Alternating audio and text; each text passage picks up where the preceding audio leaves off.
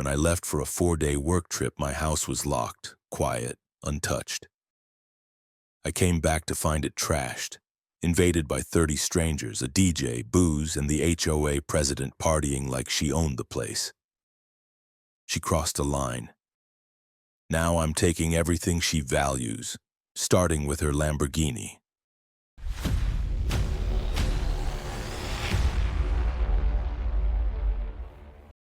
I've always believed that a man's home should be his fortress, not just in the architectural sense, but in the way that it gives you peace, the kind that settles in your bones and tells you you're exactly where you're meant to be. That's how I felt about my house. A clean-lined ranch-style home tucked at the edge of a quiet Arizona cul-de-sac, perched on a wide lot with no immediate neighbors to the rear, just desert hills and orange-pink sunsets. I bought it 9 years ago, gutted it, rebuilt the place with my own hands, oak cabinets, soundproof walls, solar roofing, the works. It wasn't just a house, it was me, in structure form. Most of the other homes on my street were part of the local HOA, Highland Gardens Association. A few of us weren't. Mine, thankfully, was exempt. It was on land technically just outside their boundary lines. Never bothered me. The neighborhood was nice. The people were nicer. I got along with everyone. Dave, the retired firefighter across the street, Lisa and her twins who always waved when I mowed the lawn, Mr. and Mrs. Wong who occasionally brought me fresh dumplings. Good people. I was the guy folks trusted to keep an eye on their property when they were away, and they did the same for me when I flew out on work trips. And I did travel. A lot. I'm an infrastructure consultant, airports, bridges, large-scale stuff. 2 weeks here, 10 days there, but I never worried, not once. My neighbors had my back. Then came Karen. I first met her during a block cookout in early spring. She wore a salmon-colored blazer in 80-degree heat and a smile that felt like a handshake with a switchblade tucked inside. She introduced herself as the newly elected president of the HOA and immediately tried to sell me on the perks of full participation. I smiled politely, told her my property wasn't part of Highland Gardens but appreciated the invite. She laughed a little too long and too loud, as if I'd just told her I thought gravity was a hoax. "Oh, don't worry about that. We're always looking to expand engagement. Technically, your house is right on the corner. Perfect gathering spot for meetings." "No offense," I said, "but I'm good. I've done just fine on my own." She tilted her head, her smile now stiff, almost twitching. "Well, community is about more than just fences and deeds, you know." "Sure," I said. "It's about boundaries, too." That was the first ping of radar, but people are weird about titles and positions. I chalked it up to overenthusiasm and moved on. Over the next month, I saw Karen more frequently. She'd pop up while I was watering the front yard or unloading groceries. Always casual at first. "Nice mulch choice." Or, "Those solar panels, did you use a local installer?" But then she'd slip it in again, like a tick burying itself under skin. "You know, if you hosted our next HOA mixer, it would really set the tone for the neighborhood." Each time I declined, she'd ratchet up the pressure by about 10%. More persistent, more passive-aggressive. One afternoon, she actually came to my door with a packet of HOA forms and highlighted sections already filled in for your convenience. I almost laughed. "I'm not signing anything," I told her, "and again, respectfully, I'm not under your HOA." Her smile thinned. "Well, that's a shame. People might start to wonder why you're so resistant to joining the group that makes this neighborhood great." I shut the door on her that time, politely, but firmly. It wasn't long before the first odd rumor drifted my way. Dave mentioned it in passing, awkwardly. "Hey, I heard from someone you're thinking of selling, that true?" "Nope," I said, confused. "Why would I?" "Huh. Karen mentioned it at the last board meeting. Said you might be looking to flip the place to some developers." I laughed. That's insane. I love this house. But after that, things shifted. Lisa didn't wave when I drove by. The Wongs stopped bringing dumplings. Another neighbor I barely knew gave me a look like I'd left flaming dog poop on his porch. It didn't make sense. Nothing had changed, except Karen. I caught her one morning standing across the street looking at my house while pretending to scroll her phone. She saw me watching, smiled, and walked off. That's when I knew this wasn't about a neighbor being annoying. She wanted something, and she wasn't used to hearing no. The shift wasn't instant. It was like slow poison seeping into clean water, subtle at first, until one day the glass is undrinkable. After that morning, I caught Karen watching my house. The tension in the air started to hum. People still said hello, but it was cooler, more mechanical. I caught whispers cutting off when I stepped onto my porch. The good mornings from neighbors I'd known for years turned into curt nods or forced smiles. The whole street had started to tilt. Karen didn't stop with passive tactics. A few days later, I got a letter in the mail. Not certified, not official, just an envelope with my name written in suspiciously curly handwriting. Inside was a printed HOA newsletter. On the back, a short community update outlined new initiatives, including plans to beautify the corner lot at Highland and Mesa Avenue. That was my address. I called Dave. "You see this newsletter?" He hesitated. "Yeah. I figured they cleared it with you." "Nope. First I've heard of it." I walked over to Karen's place that afternoon. Her front garden looked like something out of a lifestyle magazine. Too symmetrical, unnaturally clean. She answered the door like she'd been expecting me. "Tom, so glad you stopped by." "Karen, what's this about beautifying my property? Why is it in the newsletter?" She blinked innocently. "Oh, that's just a concept. We're brainstorming locations for a community mural or maybe a native plant showcase. Your lot would be a perfect centerpiece. Think of it like giving back. It's my land. You don't brainstorm it." She didn't even flinch. "Of course, it's all theoretical, unless you were open to cooperation." I left before I said something impolite, but the next morning I noticed a stake in my front yard. One of those little surveyor flags, bright orange. There were more on the edge of my driveway. No note, no explanation. I checked my security cams. Nothing. The footage glitched around 2 a.m. convenient. I yanked the flags out and tossed them. 2 days later, another rumor hit me sideways. My coworker from across town texted, "Hey, I heard your house got flagged by the city for code violations. Everything okay?" Code violations?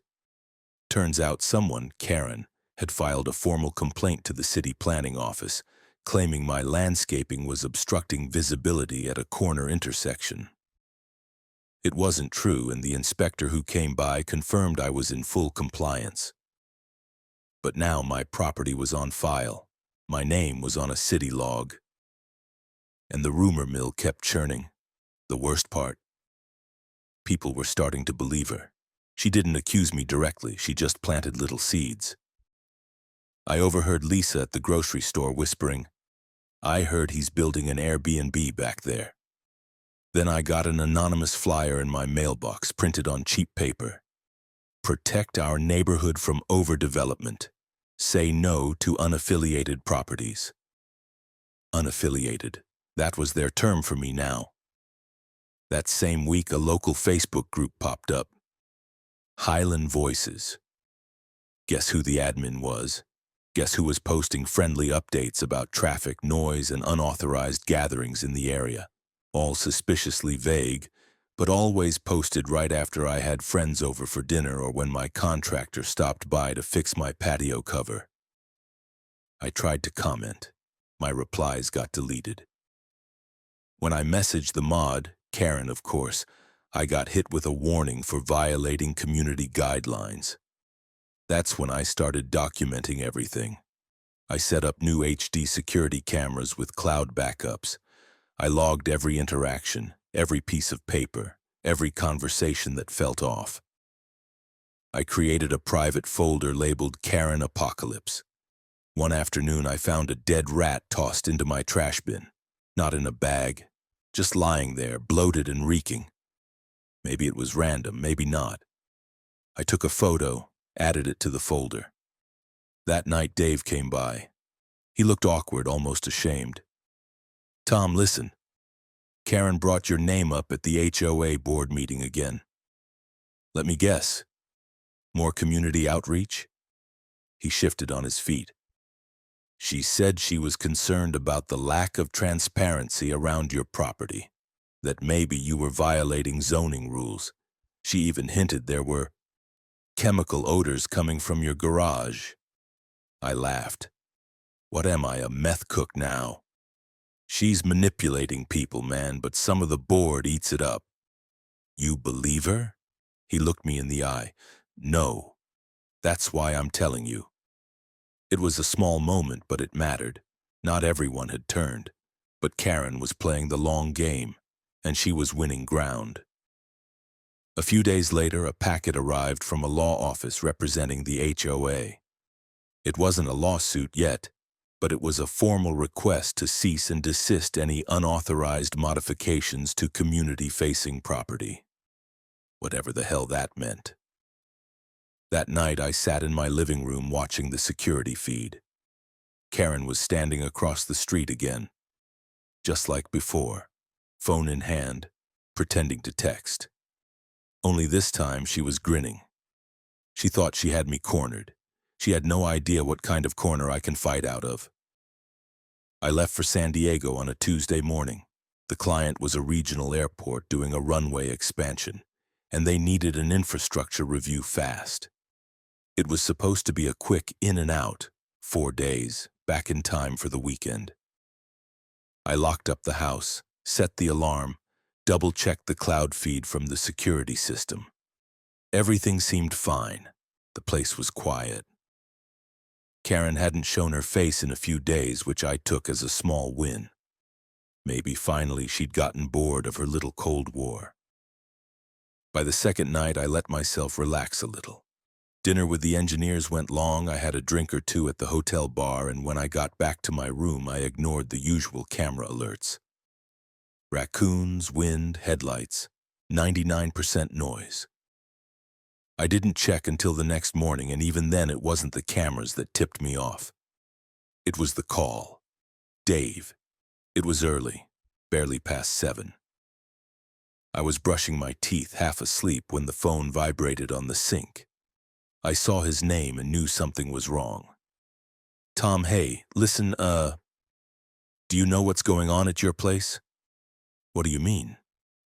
"I mean, there are about 20 cars parked along the street outside your house right now, and music. Loud music. I just saw people in heels and suits going through your gate." I froze, toothbrush still in my mouth. "You're kidding." "I wish I was. Karen's here. Her damn Lamborghini is parked diagonally across your driveway like it owns the block. There's even valet service." "Valet, Tom." I spat, wiped my mouth. "I didn't authorize anything. No one should be there." "I figured. That's why I called."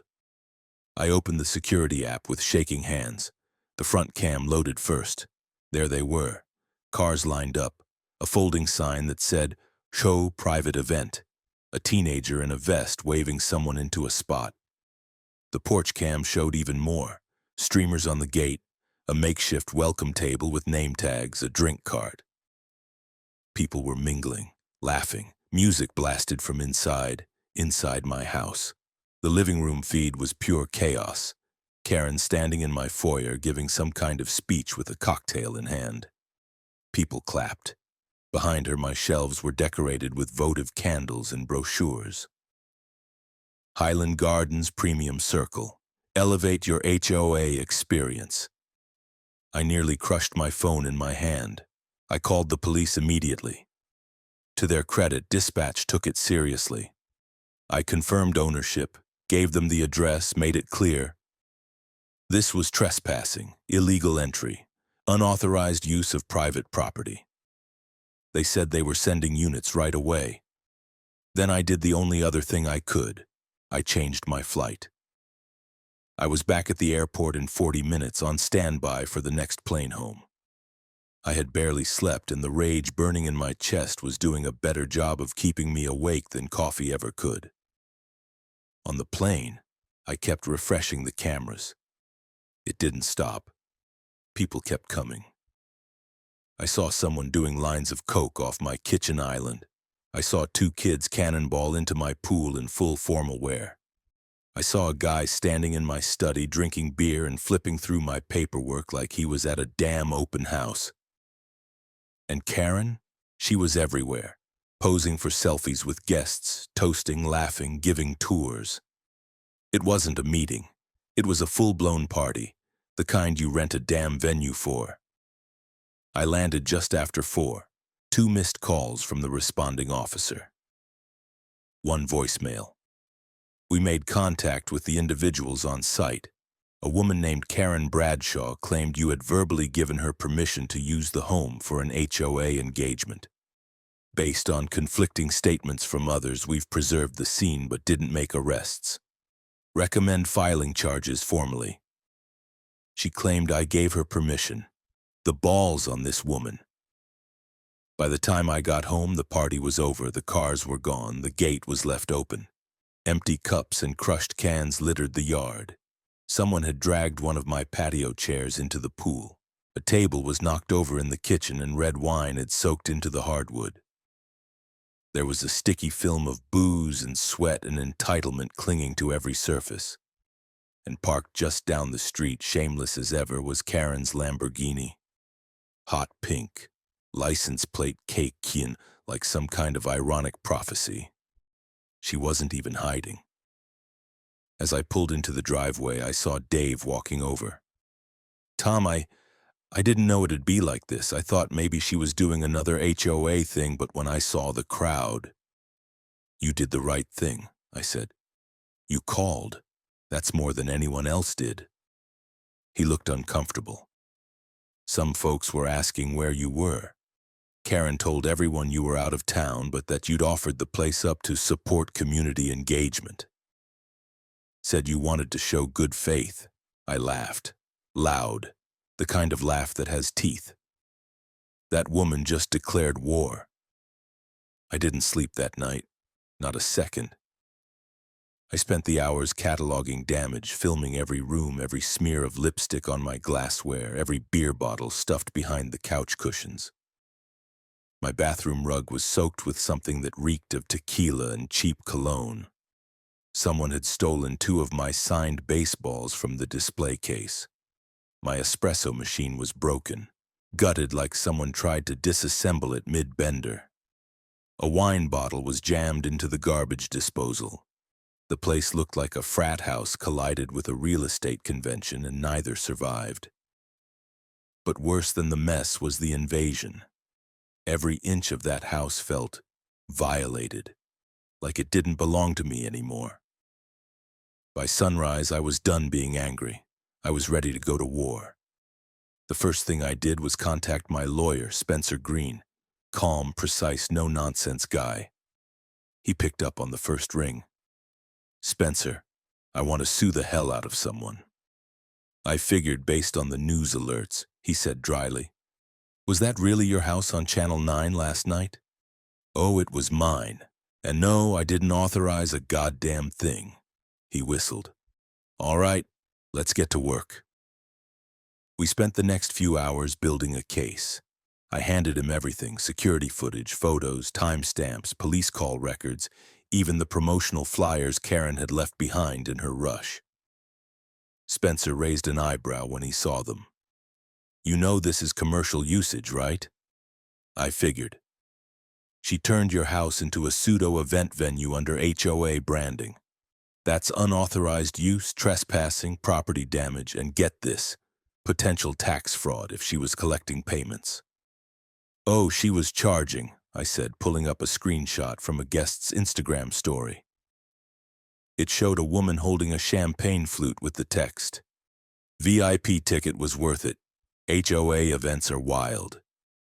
Spencer smiled like a man watching a demolition derby in slow motion. Let's dig deeper. While he got the paperwork rolling, I got the public involved. I uploaded a tightly edited, time-stamped compilation from my security cams. I blurred faces, but not Karen's.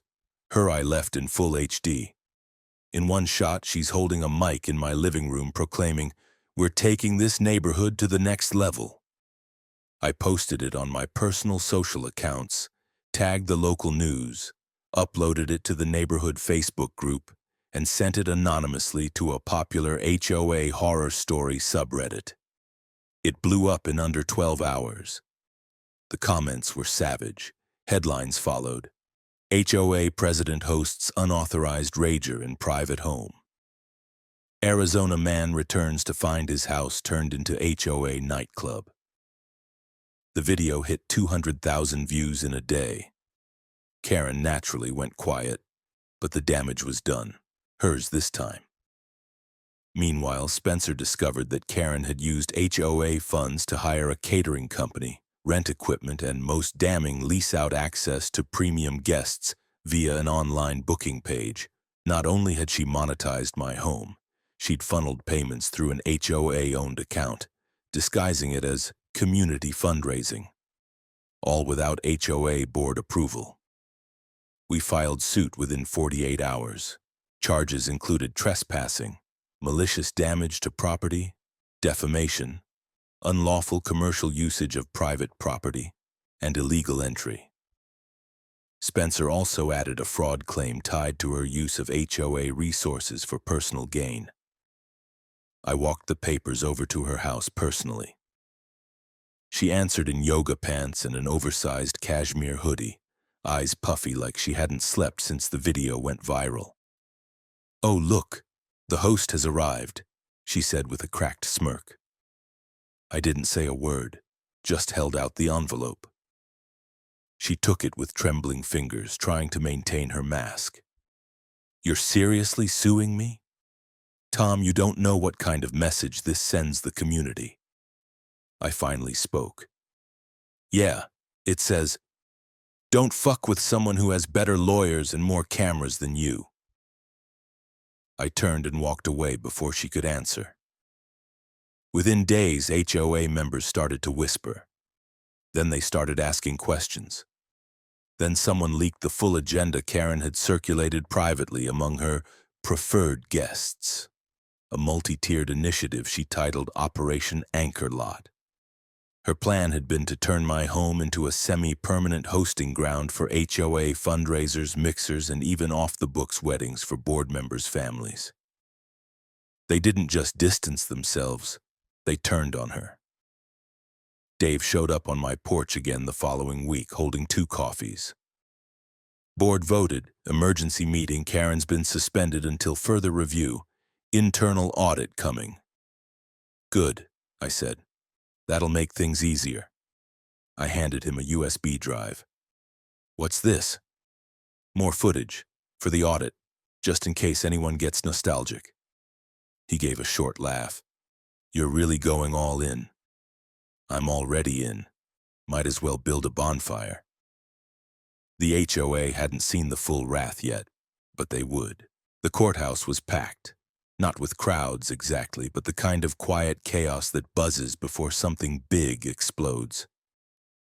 Karen sat 2 tables away, her blazer a little too tight across the shoulders, a little too confident for someone whose entire life was about to go under legal dissection. Her attorney, a greased-up local litigator named Marshall Denton, wore a navy suit in the face of a man who was still hoping for a miracle. They whispered constantly. She kept sneaking glances at me. I didn't return the favor. Spencer sat next to me, calm as ever. "We've got her," he said, flipping through a color-coded folder. "Just let them talk themselves into the noose." The judge, Loretta Van Ness, was a short woman in her 60s with the glare of a pit viper and no tolerance for theatrics. The moment she entered, the tension in the room snapped taut. Opening statements were quick. Marshall tried the classic deflection play. There was a misunderstanding, Your Honor. My client believed she had informal permission to utilize the property for a short community event. There was no malicious intent. She simply wanted to promote neighborhood unity. Judge Van Ness narrowed her eyes. While inside a man's home, without his knowledge or consent, with catered alcohol, paid admission, and a live DJ. Marshall's mouth opened, closed, then opened again. The music wasn't that loud. That earned a dry chuckle from someone in the gallery. Spencer stood and delivered our side like he was reading a bedtime story, with receipts, literally. He handed in a binder of evidence, video timestamps, security logs, social media posts, HOA meeting notes, payment processing screenshots, even email threads between Karen and a small group of premium donors. In those emails, she pitched the party as a pilot launch for HOA exclusive tier events, promising intimate access to the best views and hospitality Highland Gardens has to offer. And then came the gem. Spencer placed it on the overhead display, a flyer titled The Garden Lounge Experience, with my house clearly in the background. Text below read, "Private residence, off HOA books, discretion expected." Judge Van Ness didn't blink. "Miss Bradshaw, is this your document?" Karen swallowed. It was part of a draft, not meant for distribution. But distributed it was, along with a guest list, a ticket link, and a menu featuring craft cocktails themed after your car. She flinched. "Excuse me?" Spencer clicked again. New slide, a drink menu from the event, screen grabbed from an attendee's Instagram story. Featured items included the pink Lambo Spritz and the Bradshaw Bramble. I didn't have to look over to feel the heat radiating from her side of the room. When it came time for witnesses, we brought in 3. Dave, who testified about seeing the party and Karen's claim that I'd donated the house. The caterer, who confirmed he was paid through a Highland Gardens HOA account, and a tech-savvy teenager named Amber who used to walk dogs on the block and was invited to volunteer at the party. She testified that guests paid at the door and that Karen had warned her not to post any identifying photos, because Tom gets jumpy about things like that. The defense tried to claw back with character witnesses, 2 HOA board members who vaguely praised Karen's visionary leadership. But under cross, Spencer made quick work of them. One admitted she had no idea the house wasn't part of the HOA until after the video blew up. The other straight up confessed she thought it was community property. Van Ness looked like she aged 5 years in 30 seconds. When it was time for sentencing, the courtroom went silent. Judge Van Ness leaned forward, voice flat. "Miss Bradshaw, your actions constitute trespassing, misuse of funds, defamation by implication, and commercial misrepresentation. You abused your role as HOA president to run a for-profit event on private property under false pretenses. That is not a misunderstanding. That is fraud, arrogance, and stupidity rolled into one." Karen started to cry. No one moved. "The court hereby orders restitution to the plaintiff in the amount of $148,000. This includes $50,000 for physical damages and cleaning, $30,000 for reputational and emotional distress, $20,000 for defamation, and the remaining $48,000 in profits seized under unauthorized commercial use." Karen whimpered something to her lawyer, who looked like he wanted to crawl inside his briefcase. "Furthermore," Van Ness continued, "the defendant's pink Lamborghini Aventador, having been leased under HOA promotional terms and used to facilitate the illegal event, is subject to asset seizure and liquidation as part of the restitution process." The moment froze in time. Karen gasped, full and theatrical, like someone slapped her across the soul. "You can't! That car is mine!" "Actually," Spencer said, "the title's in the name of the HOA corporate subsidiary. and the lease includes a clause prohibiting illegal or reputationally damaging activity, which you have now fulfilled spectacularly, Van Ness added. The gavel came down like thunder. Court adjourned. The reporters swarmed me outside. Flashbulbs, questions, microphones shoved inches from my mouth. Spencer handled most of it, but I gave one quote, just one. She wanted to take my house for one night. Now she's lost her car and her crown. Feels fair to me. By the next day, HOA members voted to remove Karen permanently. No appeal, no vote, just a statement. Effective immediately, Karen Bradshaw is no longer affiliated with Highland Gardens in any capacity. Her name was scrubbed from the website, the newsletter, the group chats, but she still had to face the other consequences: IRS audits, HOA fraud investigations, and civil suits from some of the duped guests who were promised investment opportunities. All that over one night she thought she could get away with. The first time I saw my own face on television, I nearly dropped my coffee. It was a Wednesday morning, barely a week after the trial, and I was sitting in my kitchen, well, the cleaned-up, newly disinfected version of it, when the local anchor smiled into the camera and said, "Coming up next, how one man's refusal to join his neighborhood HOA led to an illegal party, a pink Lamborghini being confiscated, and an internet sensation. Stay tuned." I blinked. Then I laughed, loud. 2 days later, the call came from a producer at Justice Hour, a nationally syndicated news magazine-style show that loved suburban warfare. They wanted to fly me to New York, film an interview, and let me share my truth as part of a special episode titled "When HOAs Go Rogue." Spencer wasn't thrilled. "Just don't say anything that sounds like a TED Talk." "Relax," I told him. "I'm not Oprah. I'm just a guy who got bulldozed and pushed back." They flew me out, put me in a hotel with more pillows than sense, and the next morning I was in a makeup chair next to a woman named Lila, who survived an HOA that banned wind chimes because they were emotionally invasive. The taping was surreal. Lights, boom mics, a sleek stage setup that made everything feel both intimate and absurd. The host was a silver-haired professional named Brian Westbrook, with the kind of smooth voice that made every word sound like gospel. He introduced me with a grin. "Our next guest is Tom Walker, the man behind the now infamous Highland Gardens incident, or as the internet's calling it, Lambogate."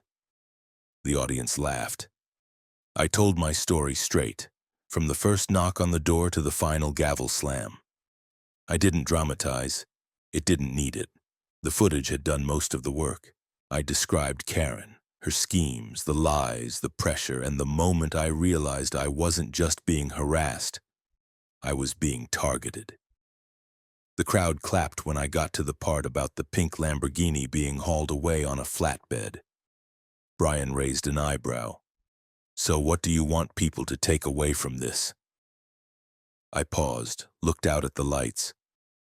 "Your home is supposed to be where you're safe, not a campaign stop, not an asset, and certainly not a pop-up nightclub. If someone knocks, you've got the right to say no, and you've got every right to defend that no when they ignore it." The audience stood, cheered. I didn't expect that. Back home, things started shifting again, this time in the right direction. Lisa came by with a peace offering, banana bread and an awkward apology. "I didn't know what to believe," she said. "Karen made it sound like you were the problem." "You're not the first person she fooled," I said, "and you won't be the last." The Wongs invited me to dinner. One of the teens who used to glare at me while skateboarding through the cul-de-sac handed me a printed meme of Karen screaming next to the words, "That's my Lamborghini." Even the HOA board, now under the interim leadership of Dave, sent a letter, a formal one with an embossed seal and overly sincere language. It read, "We regret the actions taken by former leadership and deeply appreciate your patience during this transition." Should you wish to attend future board meetings as a guest observer, we would be honored. I framed it and hung it in the bathroom. Meanwhile, Karen's story kept unraveling. More details came out, how she'd pressured vendors into donating services in exchange for HOA favor, how she floated the idea of premium member tiers with gated beach access, which didn't even exist in our landlocked neighborhood, how she used HOA funds to pay for social media ads targeting me personally. The cherry on top, a leaked voice memo where she said, "I don't care who owns what. That corner lot belongs to this brand now." This brand, my ass. She was officially under investigation for misuse of nonprofit funds, deceptive business practices, and best of all, falsifying HOA bylaws to cover her actions. State regulators were involved. Even the HOA's insurance carrier dropped them for leadership instability. But I didn't gloat. Well, maybe a little. I got a call from the auction house a few weeks later. The Lamborghini had sold. Final bid, just under 300 grand. After legal fees, the HOA board voted to transfer a portion of the proceeds to me as a gesture of goodwill, symbolic reparations for what they called a gross overreach of community authority. Spencer laughed when he saw the check. "Congratulations, you just got paid to survive a hostage situation in your own house." "How much?" I asked. He held up the check. $35,000 clean, no tax liability. HOA board approved it anonymously. No one wants their name on anything anymore. I deposited it the same day and used a chunk of it to install a 12-foot privacy fence with automatic gates and floodlights. HOA complaint be damned. I also added a sign on the gate carved in oak, finished in brass. It read, "Private property not affiliated with any HOA. Trespassers will be featured in the sequel." 3 months passed.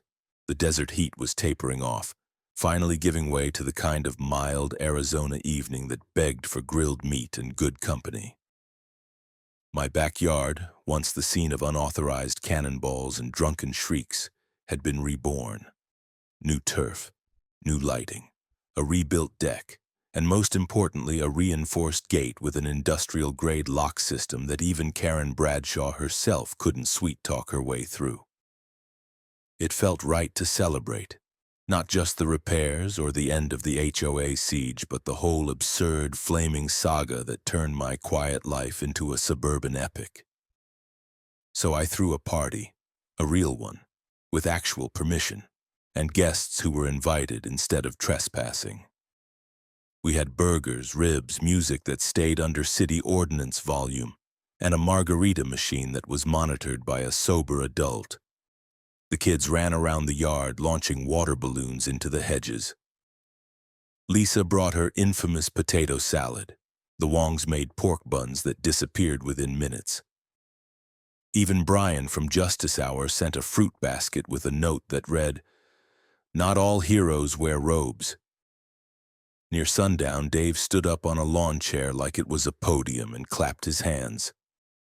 "I think it's time we give Tom here a little something to mark the end of the HOA dark ages," he said, smiling. A few people chuckled, some clapped. Then, to my confusion, Dave motioned toward the driveway. Out rolled a familiar sight, a hot pink Lamborghini. Well, not quite. It was a one-on-one replica, toy-sized, battery-powered, one of those fancy ride-ons kids drive around in at 5 miles per hour.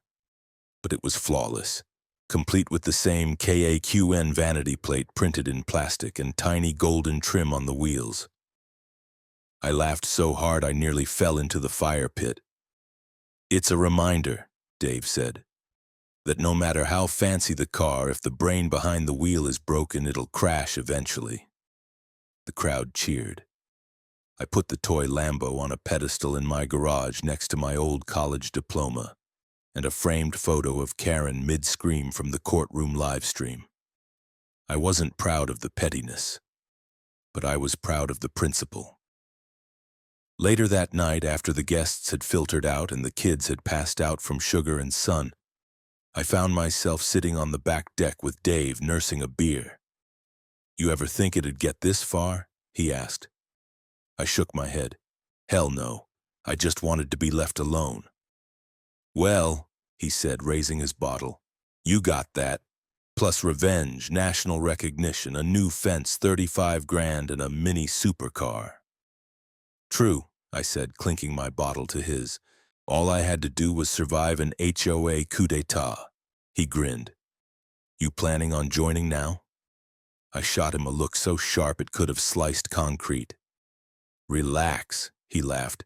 "New board, no coops. We meet in the church basement now, with cookies." I took a long sip. "I'm good, Dave. I've got everything I need right here." The porch light flickered. The pool lights glowed blue. Crickets chirped somewhere in the distance.